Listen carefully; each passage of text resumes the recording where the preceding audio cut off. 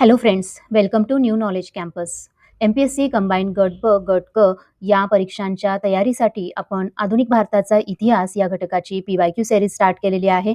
आजचा सेट क्रमांक आहे 5 आणि आजची प्रश्नपत्रिका आहे MPSC कंबाईंड ग्रुप प्रिलिम्स 2021 ची, जिची एक्झाम झाली होती 26 फेब्रुवारी 2022 रोजी. प्रश्न आहे, योग्य जोड्या लावा. अ. बाळशास्त्री जांभेकर, ब. गोपाळ हरी देशमुख, क. महात्मा फुले आणि ड. महर्षी धोंडो केशव कर्वे. समोर आहे 1. विधवा गृहाची स्थापना, 2. स्त्री शिक्षणाचे पहिले पुरस्कर्ते, 3. पुनर्विवाह उद्योजक मंडळी आणि 4. अनाथाश्रम, 4. अनाथ बालकाश्रम. पर्यायी उत्तरे आहेत 1. 3 4 2 1, 2 2 3 4 1, 3 2 3 1 4 आणि 4 3 2 4 1. योग्य उत्तर आहे पर्याय क्रमांक 2. बाळशास्त्री जांभेकर स्त्री शिक्षणाचे पहिले पुरस्कर्ते, गोपाळ हरी देशमुख पुनर्विवाह उत्तेजक मंडळी, 3 महात्मा ज्योतिबा फुले अनाथ बालकाश्रम आणि 4 महर्षी धोंडो केशव कर्वे विधवा गृहाची स्थापना. बाळशास्त्री जांभेकर स्त्री शिक्षणाचे पहिले पुरस्कर्ते. बाळशास्त्रींनी स्त्री शिक्षणासाठी प्रथमतः पुरस्कार केला असे म्हटले जाते, कारण इसवी सन 1832 मध्ये चालू झालेल्या पहिल्या मराठी वृत्तपत्रातून त्यांनी स्त्री शिक्षणाची एक लेख मालिका लिहिली आणि इसवी सन 1840 मध्ये मुंबईत मुलींसाठी शाळा सुरू करण्याचा प्रयत्न केला. महाराष्ट्रातील स्त्री शिक्षणाचा इतिहास या ग्रंथात लेखिका मंदाकिनी देशपांडे लिहितात की, दर्पण या वृत्तपत्रातून बाळशास्त्रींनी 19व्या शतकाच्या पूर्वार्धात स्त्री शिक्षणाचे महत्त्व विशद करताना लिहिले की, स्त्रियांना शिक्षण देणे ही पुरुषांची जबाबदारी आहे, कारण शिक्षित स्त्रियांमुळे कुटुंबाचा सर्वांगीण विकास होतो, म्हणूनच स्त्री शिक्षणाशिवाय समाज प्रगती अशक्य आहे.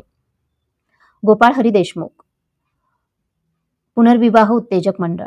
इसवी सन 1856 पुनर्विवाह उत्तेजक मंडळ या संस्थेची स्थापना विधवा पुनर्विवाह प्रोत्साहनासाठी, समाज जागृती, विधवा स्त्रियांसाठी शिक्षण व विधवांसाठी अर्थसहाय्य या उद्देशाने करण्यात आली.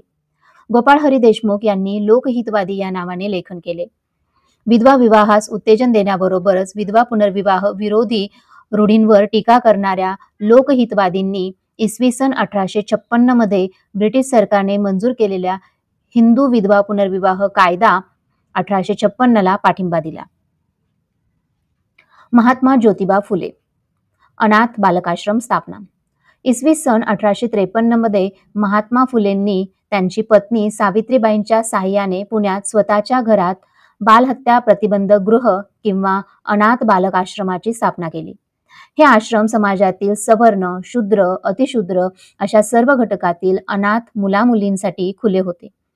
सावित्रीबाईंनी या आश्रमातील सर्वांची आपल्या पोटच्या मुलांप्रमाणे काळजी घेतली. 19व्या शतकाच्या मध्यावर महाराष्ट्रात सामाजिक रूढीवादी परिस्थिती प्रबळ होती. अल्पवयीन विधवा स्त्रियांवर होणारे अत्याचार, गर्भवती विधवांना समाजात देण्यात येणारी अमानवीय वागणूक, समाजभयाने गर्भवती राहिलेल्या विधवा या एकतर आत्महत्या करत किंवा जन्माला आलेल्या अर्भकाची हत्या करत किंवा बेवारस अवस्थेत त्यांना कचऱ्यात फेकून दिले जात असे. अशा निरपराध अर्भकांना वाचवण्यासाठी फुले दाम्पत्याने अनाथ बालकाश्रमाची पुणे येथे स्थापना केली. फुले दाम्पत्यांनी आपल्या घरावर एक पाटी लिहिली होती व त्यातील मजकुराचा मथित अर्थ असा होता की, गर्भवती विधवांनो आत्महत्या करू नका किंवा जन्माला आलेल्या निरपराध अर्भकाला मारून टाकू नका किंवा कुत्र्या मांजराच्या द्वारा लचके तोडण्यासाठी त्या निष्पाप जीवांना कचऱ्यातही फेकून देऊ नका. इथे या, सुरक्षितपणे बाळांत व्हा. हवे असल्यास तुमचे बाळ तुमच्यासोबत घेऊन जा आणि नको असल्यास त्याला इथेच ठेवा.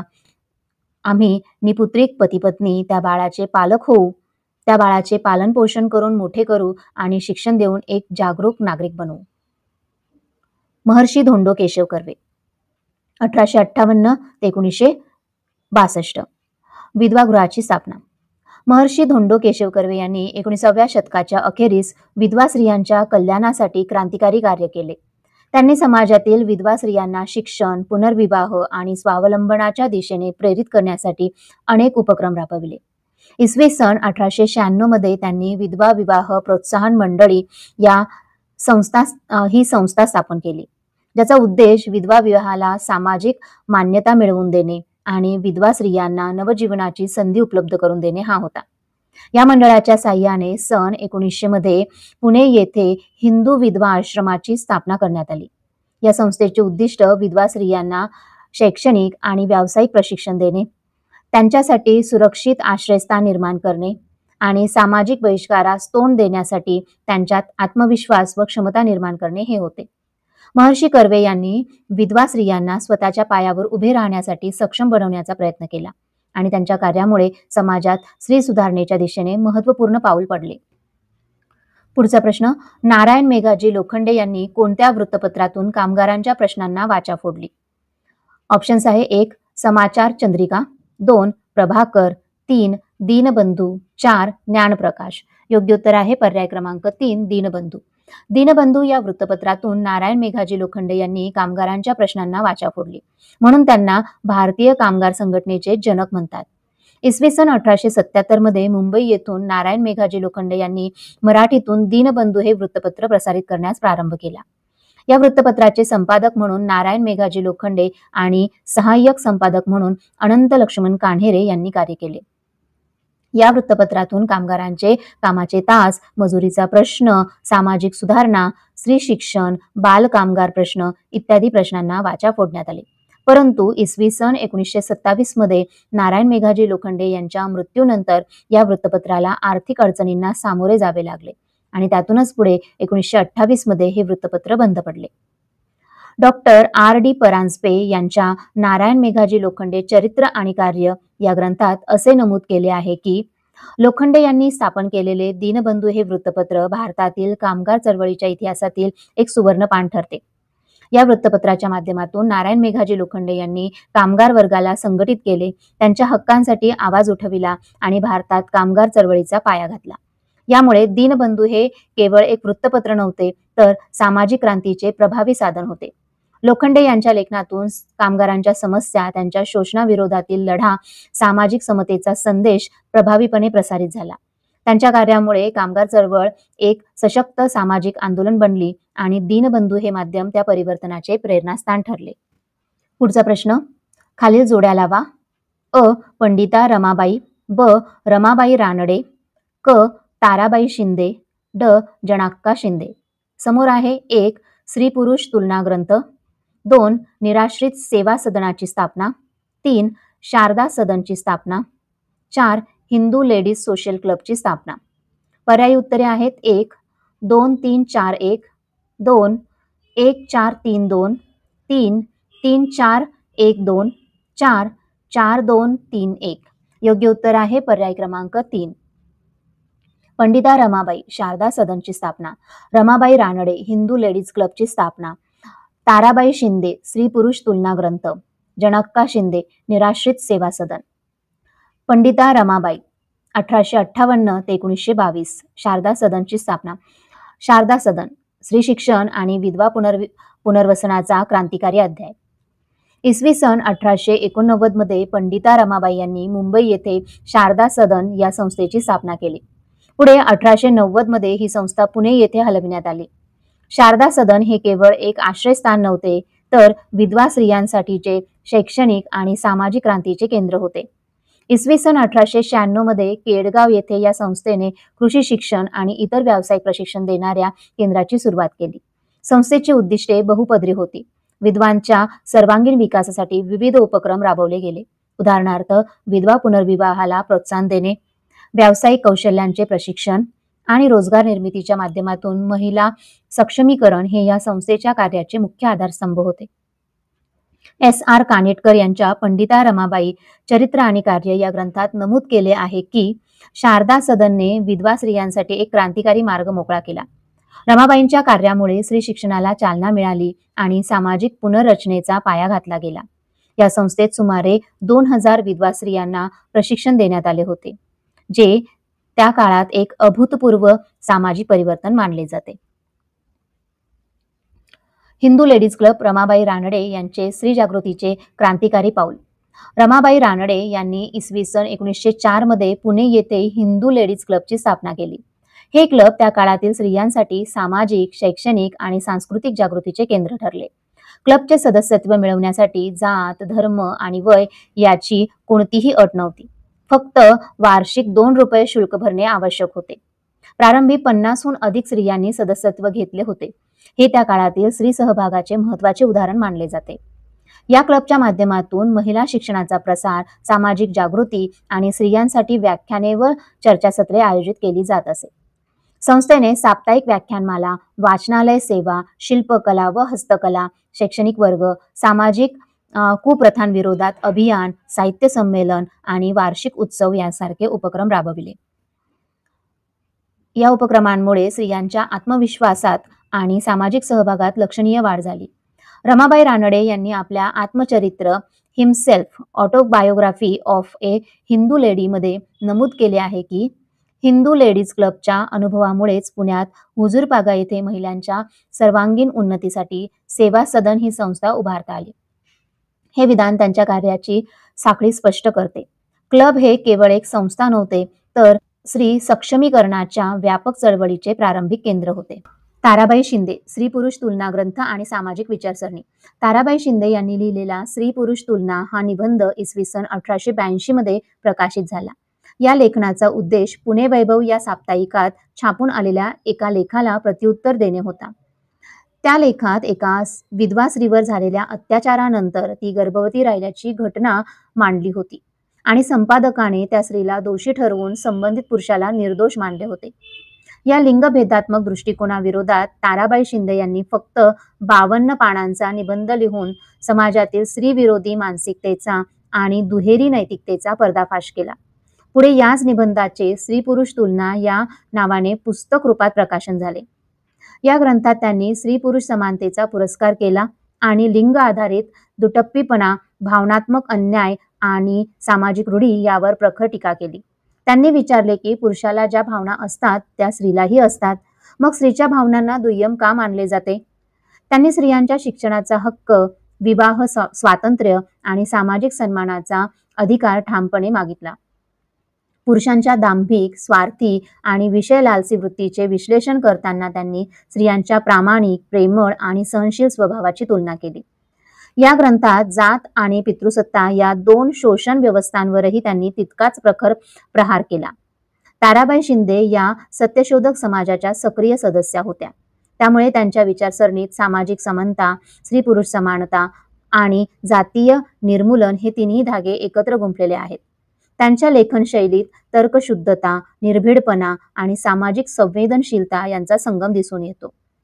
आज आपण 2030 पर्यंत सस्टेनेबल डेव्हलपमेंट गोल्स पूर्ण करण्याचे प्रयत्न करत आहोत, ज्यामध्ये पाचवा जो गोल आहे सस्टेनेबल डेव्हलपमेंट गोल, जेंडर इक्वॅलिटी, त्याबाबत ताराबाई शिंदे यांनी 1882 मध्येच लिहून ठेवले आहे. जनक्का शिंदे, निराश्रित सेवा सदनची स्थापना.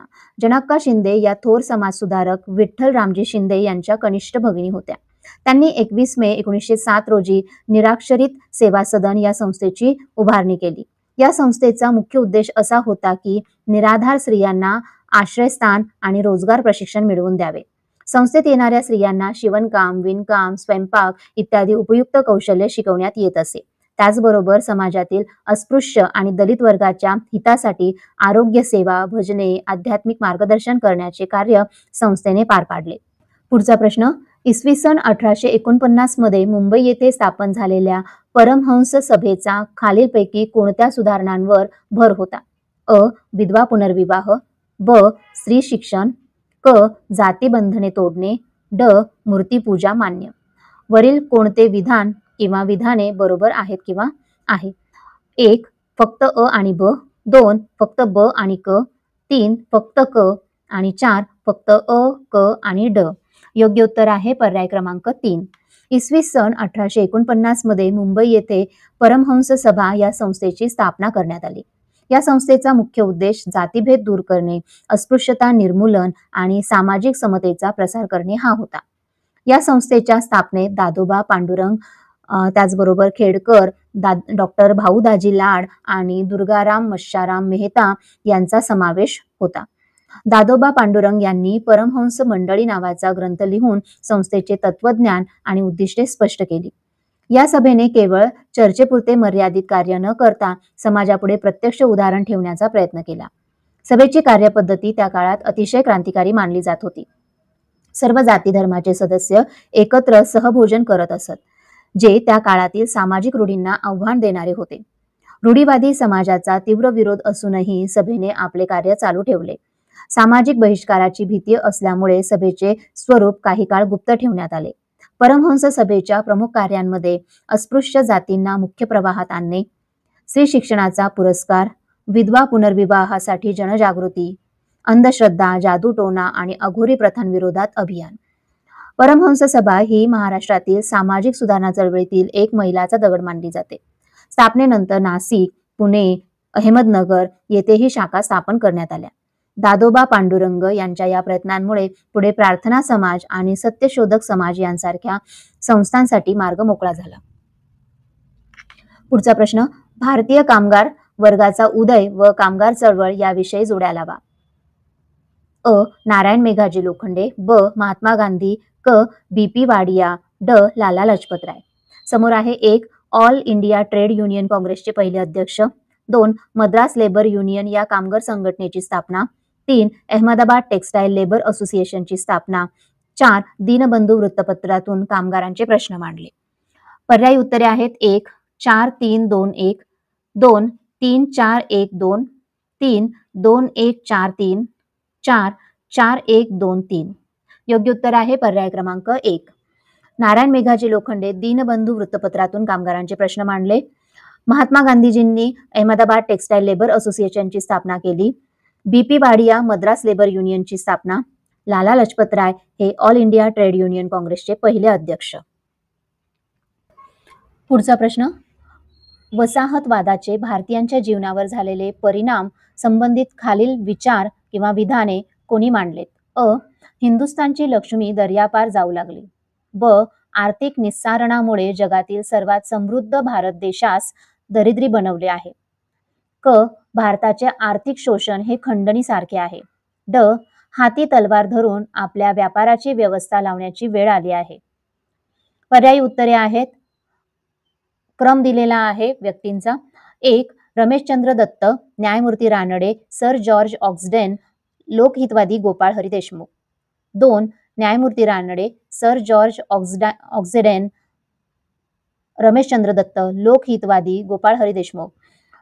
3. लोकहितवादी गोपाळ हरी देशमुख, रमेशचंद्र दत्त, न्यायमूर्ती रानडे, सर जॉर्ज ऑक्सडेन.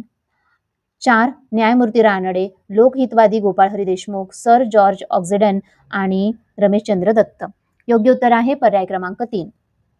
वसाहतवादाचे भारतीय जीवनावर परिणाम आणि विचारवंतांचे विश्लेषण. वसाहतवादामुळे भारतीय समाज, अर्थव्यवस्था आणि सांस्कृतिक जीवनावर खोल परिणाम झाले. विविध विचारवंतांनी ब्रिटिश वसाहतवादाच्या आर्थिक शोषणावर तीव्र टीका केली. लोकहितवादी गोपाळ हरी देशमुख यांनी प्रभाकर मासिकात लिहिताना नमूद केले की हिंदुस्थानची लक्ष्मी दर्यापार जाऊ लागली, म्हणजेच भारताची संपत्ती इंग्लंडला वाहून जात होती. रमेशचंद्र दत्त यांनी economic history of India part 2 या ग्रंथात ब्रिटिशांच्या आर्थिक धोरणामुळे कधी काळी समृद्ध असलेला भारत देश दरिद्री झाला असे विश्लेषण केले आहे. न्यायमूर्ती महादेव गोविंद रानडे यांनी भारताच्या आर्थिक शोषणाला खंडणीसारखे संबोधले. त्यांनी आर्थिक वहनाचा सिद्धांत मांडला आणि त्यांना पहिला मराठी अर्थतज्ञ मानले जाते. सर जॉर्ज ऑक्सडेन यांनी भारतातील आर्थिक दुरावस्थेवर भाष्य करत लिहिले की हाती तलवार घेऊन भारतीय व्यापाराची व्यवस्था लावण्याची वेळ आता भारतीयांवरच आली आहे. हे विधान ब्रिटिशांच्या व्यापारी धोरणावर टीका करणारे होते. पुढचा प्रश्न, दादाभाई नौरोजींच्या मते डॅश डॅशचे निस्सारण होते, परंतु तेच जर भारतात गुंतवले असते तर मोठ्या प्रमाणात आर्थिक विकास पाहावयास मिळाला असता. गाळलेल्या जागी खालीलपैकी योग्य पर्यायाने भरा. 1. हस्तोद्योग उत्पादन. 2. भारतीय चलन. 3. कापसाचे संपूर्ण उत्पादन आणि 4. संभाव्य अधिशेष. योग्य उत्तर आहे पर्याय क्रमांक 4. दादाभाई नौरोजी हे भारताच्या आर्थिक शोषणाचे विश्लेषण करणारे पहिले भारतीय अर्थतज्ञ मानले जातात. त्यांनी poverty and un-British rule in India 1899 या ग्रंथात संभाव्य अधिशेष पोटेन्शियल सरप्लस आणि निस्सारण सिद्धांत ड्रेन थेरी मांडला. त्यांच्या मते भारतात निर्माण होणारा अधिशेष ब्रिटिशांच्या हाती जात होता आणि तोच जर भारतात गुंतवला गेला असता तर देशाच्या पुनर्बांधणी, औद्योगिकरण आणि पायाभूत सुविधांचा विकास मोठ्या प्रमाणावर झाला असता. नवरोजींच्या विश्लेषणानुसार भारताची संपत्ती, व्याज, नफा, पगार, निवृत्ती वेतन, भत्ते, होम चार्जेस आणि युद्ध खर्च यांसारख्या मार्गांनी ब्रिटनमध्ये ओढून नेली जात होती. त्यामुळे भारत आर्थिकदृष्ट्या निस्सारणग्रस्त बनला आणि एक अत्यंत गरीब राष्ट्र म्हणून ओळखला जाऊ लागला. त्यांनी स्पष्टपणे दाखवले की भारताचा अधिशेष हा भारतीयांच्या हितासाठी वापरण्याऐवजी ब्रिटिश साम्राज्याच्या हितासाठी वापरण्यात येत होता. हा सिद्धांत पुढे राष्ट्रीय चळवळीच्या आर्थिक मागण्यांचा पाया ठरला. पुढचा प्रश्न, ब्रिटिश काळात शेतीच्या व्यापारीकरणामुळे पुढीलपैकी कोणत्या पिकाच्या उत्पादनात वाढ झाली? अ. चहा गहू, ब. ऊस कापूस, क. ताग नीळ, ड. तंबाखू अफू. वरीलपैकी कोणते विधान किंवा विधाने बरोबर आहेत? 1. फक्त अ आणि ब, 2. फक्त अ, क आणि ड, 3. फक्त ब, क आणि ड, 4. वरील सर्व बरोबर. उत्तर पर्याय क्रमांक 3. ब्रिटिश काळात भारतात शेतीचे व्यापारीकरण मोठ्या प्रमाणावर झाले. प्राचीन काळापासून चालत आलेली स्वयंपूर्ण शेती ही शेतकऱ्यांच्या स्वतःच्या गरजांपुरती मर्यादित होती. मात्र 1813 नंतर ब्रिटनमधील औद्योगिक क्रांतीच्या प्रभावामुळे भारतीय शेतकरी बाजारपेठांसाठी, विशेषतः युरोपियन मागणीसाठी व्यापारी पिके घेऊ लागले. यामागील मुख्य कारण म्हणजे ब्रिटिशांनी भारतात लागू केलेली नवीन महसूल व्यवस्था. या व्यवस्थेमुळे महसूल फक्त रोखे स्वरूपात भरणे बंधनकारक होते. त्यामुळे रोख रक्कम मिळवण्यासाठी शेतकऱ्यांना व्यापारी पिके घेण्याशिवाय पर्याय उरला नाही. या व्यापारीकरणामुळे ऊस, कापूस, ताग, नीळ, तंबाखू, अफू यांसारख्या पिकांच्या उत्पादनात वाढ झाली. तथापि याचे अनेक तोटेही होते. पहिला तोटा म्हणजे एकबीजपणा, मोनोकल्चर. विशिष्ट भागात एकच व्यापारी पीक घेण्याची वृत्ती वाढली. उदाहरणार्थ आंध्र प्रदेशात तंबाखू, विदर्भात कापूस, बलुचिस्तानात अफू, संयुक्त प्रांतात ऊस तर बंगालमध्ये ताग यांचे उत्पादन वाढले. यामुळे जमिनीची सुपीकता कमी झाली आणि पर्यावरणीय समस्या निर्माण झाल्या. दुसरा गंभीर परिणाम म्हणजे अन्नधान्याची उणीव. व्यापारी पिकांकडे ओढा वळल्यामुळे अन्नधान्याचे उत्पादन घटले. परिणामी 19व्या शतकात भयानक दुष्काळ पडले आणि लाखो नव्हे ते करोडो भारतीयांचे भूकबळी गेले. उदाहरणार्थ 1770 आणि 1943 मध्ये बंगालमध्ये पडलेले दुष्काळ, द ग्रेट बेंगॉल फेमाईन म्हणून ते ओळखले जातात. या दुष्काळात शेतकरी स्वतःच्या शेतात पिकणारे ऊस, ताग, तंबाखू, अफू, कापूस खाऊन पोटाची खळगी भरू शकत नव्हते. या दुष्काळाचे आणि शेतीच्या व्यापारीकरणाचे परिणाम इतिहासकार D.R. गाडगीळ यांनी the industrial revolution of India in the 19th century या ग्रंथात सविस्तरपणे मांडले आहेत. त्यांच्या विश्लेषणानुसार ब्रिटिश धोरणामुळे भारताची पारंपरिक शेती व्यवस्था कोसळली आणि देश आर्थिकदृष्ट्या अधिक असुरक्षित झाला. ब्रिटिश काळात शेतीच्या व्यापारीकरणामुळे भारतीय शेतकरी आर्थिकदृष्ट्या अधिक असुरक्षित झाले. विशेषतः रोख पिकांच्या लागवडीसाठी आणि सनसेट क्लॉजेस सारख्या महसूल भरणा पद्धतींमुळे शेतकऱ्यांना प्रसंगी आपली जमीन, घरदार सावकारांकडे गहाण ठेवावी लागत असे. सावकारांकडून चढ्या व्याजदराने कर्ज घेणे अपरिहार्य ठरत असे त्यांच्यासाठी. त्यामुळे शेतकरी कर्जाच्या विळख्यात अडकत गेला. या आर्थिक दडपणातून अनेक शेतकऱ्यांनी आत्महत्या केल्या. ही घटना त्या काळात अभूतपूर्व होती. काही राज्यांमध्ये शेतकऱ्यांनी बंडही केले, परंतु ब्रिटिश सत्तेने त्याचा निर्दयीपणे बिमोड केला. शेतीच्या व्यापारीकरणामुळे भारतीय शेतकरी आता जागतिक बाजारभावावर पूर्णतः अवलंबून राहिला. बाजारात किमती कोसळल्यास त्याचा सर्वात मोठा फटका शेतकऱ्यांनाच बसत असे, कारण त्यांनी घेतलेली व्यापारी पिके ही स्वतःच्या उपजीविकेसाठी नव्हे तर विक्रीसाठी होती. त्यामुळे बाजारातील अस्थिरता, दर घट आणि आयात निर्यात धोरणांमुळे शेतकऱ्यांचे उत्पन्न अनिश्चित बनले.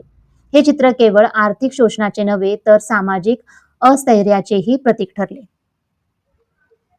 पुढचा प्रश्न, पंडिता रमाबाईंना ब्रिटिश सरकारने कोणता किताब दिला होता?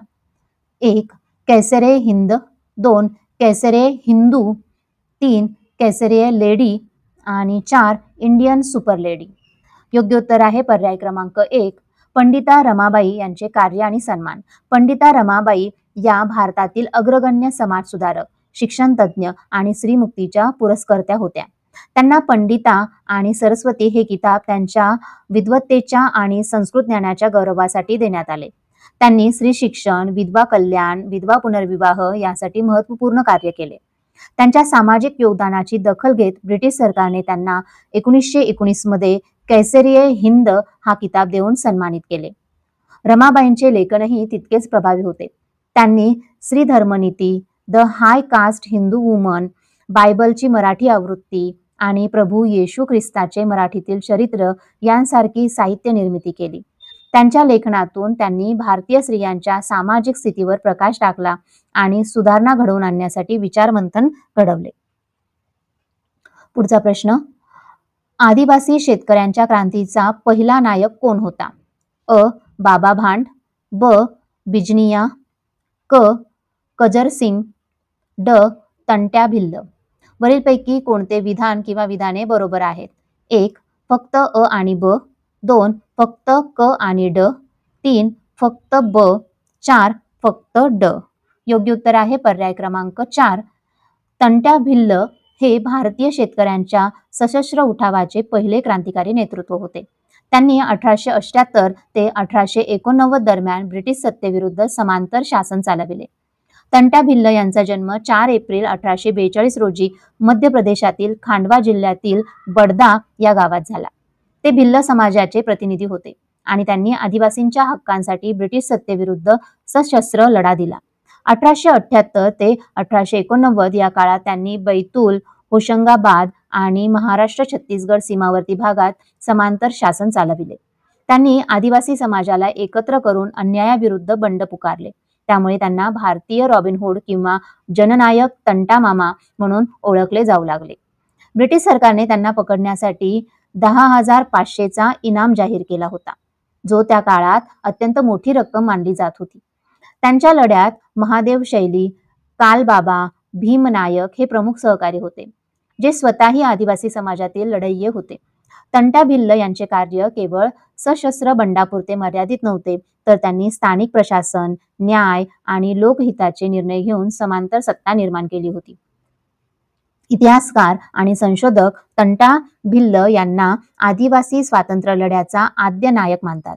त्यांच्या कार्याचा उल्लेख बाबा भांड यांच्या तंट्या भिल्ल आणि शेतकरी आदिवासी उठाव या ग्रंथात सविस्तरपणे केला आहे. तसेच विकिपीडिया आणि लोककथा यामधूनही त्यांच्या जीवन कार्याची माहिती मिळते, जिथे त्यांना मसीहा, महाविद्रोही आणि जनतेचा नेता म्हणून गौरवले जाते. पुढचा प्रश्न, नागरी उठावांची सुरुवात खालीलपैकी कोणत्या प्रदेशातून झाली? 1. पंजाब आणि सिंध, 2. महाराष्ट्र आणि कर्नाटक, 3. आंध्र प्रदेश आणि ओरिसा, 4. बंगाल आणि बिहार. योग्य उत्तर आहे पर्याय क्रमांक 4. ब्रिटिश सत्तेच्या भारतातील प्रारंभिक विस्तारामुळे नागरी उठावांची सुरुवात बंगाल आणि बिहार या प्रदेशातून झाली. ईस्ट इंडिया कंपनीची सत्ता सर्वप्रथम या भागातच प्रस्थापित झाल्यामुळे ब्रिटिश जमीनदारी पद्धती आणि आर्थिक शोषणाचे परिणाम सर्वात आधी या प्रदेशातील जनतेला भोगावे लागले. परिणामी शेतकरी, लहान व्यापारी, कारागीर आणि नोकरी गमावलेले स्थानिक सैनिक यांनी ब्रिटिश सत्तेविरुद्ध बंड पुकारले. या नागरी उठावाची उदाहरणे म्हणजे 1763 ते 1780 दरम्यानचे संन्यासी आणि फकीर बंड, 1783 मधील चुहार आणि रंगपूर उठाव, तसेच 1804 ते 1840 दरम्यानचे ओडिशा आणि संबलपूरचे उठाव. हे उठाव केवळ आर्थिक असंतोषाचे नव्हते, तर सामाजिक आणि सांस्कृतिक अस्मितेचेही होते. निरंजन सहाय यांनी the history of Bengal during British period या ग्रंथात लिहिले आहे की बंगालमधील नागरी उठाव हा केवळ शेतकऱ्यांचा उठाव नव्हता, तर ही बहुआयामी सामाजिक संघर्षाची सुरुवात होती. याचे मूळ कारण ब्रिटिशांच्या शोषणकारी अर्थनीतीत होते. या धोरणांमुळे भारताच्या परंपरागत अर्थव्यवस्थेचा नाश झाला आणि याच नागरी उठावांनी बंगालमधील राष्ट्रवादी चळवळीचा पाया रचला. या उठावांनी पुढे स्वातंत्र्य चळवळीच्या सामाजिक आणि आर्थिक मागण्यांना दिशा दिली. बंगालमधील नागरी उठाव हे भारतीय जनतेच्या स्वाभिमानाचा आणि प्रतिकाराचा पहिला ठोस आवाज मानले जातात. पुढचा प्रश्न, 1857च्या उठावाविषयी खालीलपैकी कोणती विधाने बरोबर आहेत? अ. भोरचे पंत सचिव चिमणाजी रघुनाथ प्रथम यांनी रंगो बापूजी गुप्ते यांना विश्वासघाताने इंग्रजांच्या हवाली केले. ब. नागपूरच्या भोसले घराण्यातील राणी बाकाबाई यांनी बंडवाल्यांना पाठिंबा दिला. क. कोल्हापूरच्या छत्रपतींच्या घराण्यातील चिमासाहेब उठावात सामील झाले. ड. रंगो बापूजी गुप्तेंचे चिरंजीव सीताराम पंत व सावंतवाडीचे रामजी शिरसाळ यांनीही उठाव केला. पर्यायी उत्तरे आहेत: 1. फक्त अ आणि क, 2. फक्त ब, क आणि ड, 3. फक्त अ, क आणि ड, 4. फक्त क आणि ड. योग्य उत्तर आहे पर्याय क्रमांक 3. भोरचे पंत सचिव चिमणाजी रघुनाथ प्रथम यांनी रंगो बापूजी गुप्ते यांना विश्वासघाताने इंग्रजांच्या हवाली केले. कोल्हापूरच्या छत्रपतींच्या घराण्यातील चिमासाहेब उठावात सामील झाले होते आणि रंगो बापूजी गुप्त्यांचे चिरंजीव सीताराम पंत व सावंतवाडीचे रामजी शिरसाट यांनीही उठावात भाग घेतला होता. 1857चा उठाव आणि सातारा संस्थान यांचा परस्पर संबंध हा महाराष्ट्रातील स्वातंत्र्य लढ्याच्या इतिहासात महत्त्वाचा टप्पा मानला जातो. साताऱ्याचे छत्रपती प्रतापसिंह महाराज यांचे प्रमुख सल्लागार रंगो बापूजी गुप्ते हे ब्रिटिश सत्तेविरुद्ध आवाज उठवणारे अग्रगण्य व्यक्ती होते. जेव्हा ब्रिटिशांनी साताऱ्याची गादी खालसा केली तेव्हा रंगो बापूजींनी छत्रपतींची बाजू ब्रिटिश संसदेपर्यंत नेऊन मांडली. त्यांनी सातारा संस्थानाच्या स्वायत्ततेसाठी प्रयत्न केले, परंतु त्यांना यश मिळाले नाही. रंगो बापूजींची चिरंजीव सीताराम पंत गुप्ते आणि त्यांचे सहकारी रामजी शिरसाट यांनी 1857च्या स्वातंत्र्य उठावात नानासाहेब पेशवे आणि तात्या टोपे यांच्याशी संधान बांधले. त्यांनी गनिमी कावा वापरून दक्षिण महाराष्ट्रात ब्रिटिशांविरोधात संघर्ष केला. विशेषतः सातारा, सांगली, कराड आणि भोर या भागात त्यांचा प्रभाव होता. त्यांनी स्थानिक जनतेला एकत्र करून ब्रिटिश सत्तेविरुद्ध लढा दिला, जो स्वातंत्र्य लढ्याच्या महाराष्ट्रातील स्वरूपाचे प्रतीक ठरतो. या उठावामुळे सातारा संस्थानातील राजकीय असंतोष आणि स्वातंत्र्याची भावना अधिक तीव्र झाली. रंगो बापूजी आणि त्यांच्या सहकार्यांचे कार्य हे महाराष्ट्रातील स्वातंत्र्य चळवळीचा प्रारंभिक अध्याय मानले जाते. 1857चा उठाव आणि कोल्हापूर संस्थानातील चिमाजी साहेबांचा संघर्ष हा महाराष्ट्रातील स्वातंत्र्य लढ्याच्या इतिहासातील एक महत्त्वाचा स्थानिक अध्याय आहे. डॉक्टर आनंद कुलकर्णी आपल्या कोल्हापूर जिल्ह्याचा इतिहास या ग्रंथात लिहितात की चिमाजी साहेब हे कोल्हापूर दरबारातील एक बडे सरदार होते. त्यांनी दरबारातील काही असंतुष्ट मंडळी आणि बंडखोर सैनिकांसह ब्रिटिश सत्तेविरुद्ध उठाव केला. हा उठाव 31 जुलै 1857 रोजी झाला आणि तो 1857च्या स्वातंत्र्य संग्रामाशी प्रेरित होता. चिमाजी साहेबांनी कोल्हापूर संस्थानात ब्रिटिश विरोधी चळवळ उभारण्याचा प्रयत्न केला, परंतु ब्रिटिश सत्तेने लवकरच या उठावाचा बिमोड केला. या उठावाला दडपण्यासाठी बेळगाव, सातारा आणि पुणे येथून ब्रिटिश फौजा एकत्र आणल्या गेल्या. या मोहिमेचे नेतृत्व कर्नल जेकब यांनी केले. उठाव मोडून काढल्यानंतर चिमाजी साहेबांवर खटला चालवण्यात आला आणि त्यांना दंड ठोठावण्यात आला. हा उठाव यशस्वी झाला नसला तरी तो कोल्हापूर संस्थानातील स्वातंत्र्याची भावना आणि स्थानिक असंतोषाचे प्रतीक ठरतो. चिमाजी साहेबांचा उठाव हा स्थानिक राजकीय असंतोष, दरबारी संघर्ष आणि ब्रिटिश सत्तेविरुद्ध असलेल्या जनतेच्या भावना यांचे मिश्रण होता. तो महाराष्ट्रातील स्वातंत्र्य लढ्याच्या इतिहासात स्थानीय उठावांचे महत्त्व अधोरेखित करतो. अशाच माहितीसाठी, PYQ सिरीजसाठी, प्रॅक्टिस सिरीजसाठी लाईक करा, शेअर करा न्यू नॉलेज कॅम्पसला. धन्यवाद.